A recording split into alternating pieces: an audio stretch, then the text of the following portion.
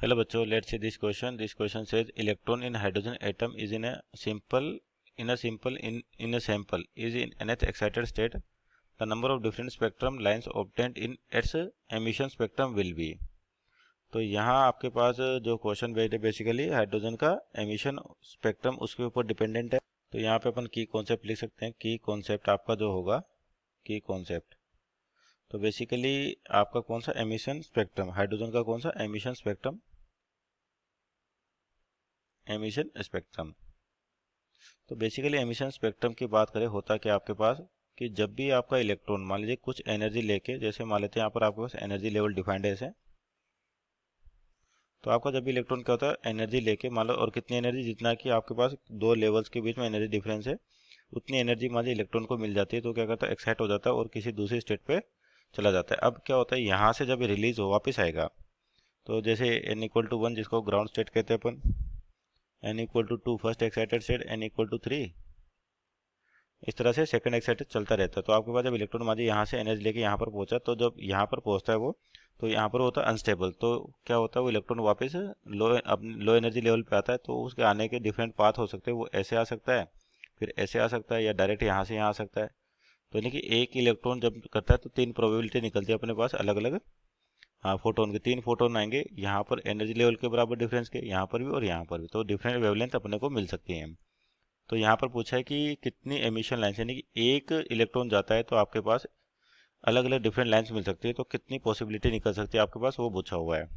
तो यहाँ पर कैसे लिख सकते हैं इसको, तो n=1 को तो अपन बोलते हैं ग्राउंड स्टेट, यहाँ पे n=2 होगी आपके पास फर्स्ट एक्साइटेड स्टेट, उस तरह से n=3 को बोलेंगे अपन सेकंड एक्साइटेड स्टेट।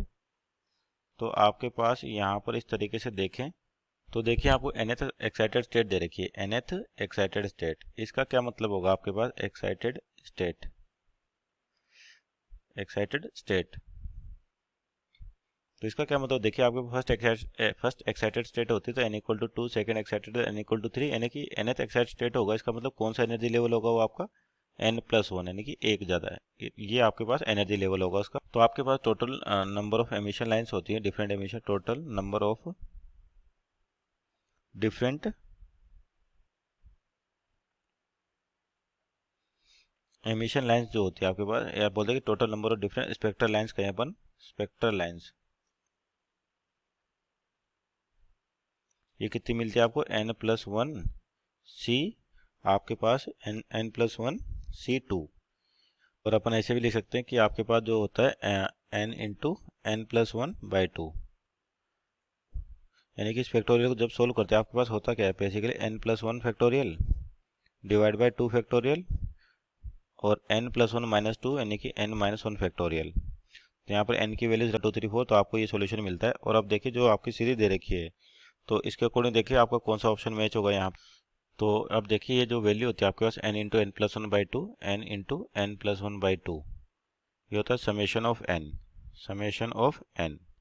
तो इसका मतलब यहाँ पे वैल्यू देखे अपन तो n की वैल्यू रखे 1 2 3 4 5 अप टू n, तो यहाँ पर लास्ट में n-1 है तो गलत हो गया। और ऑप्शन नंबर बी देखे तो 1+2 अप टू n, ये सही है आपका। यहाँ पर आपके पास n+1 है और ये इनटू में, तो ये तो गलत होगी, means option number B is our right answer. Hope you understood well, best of luck.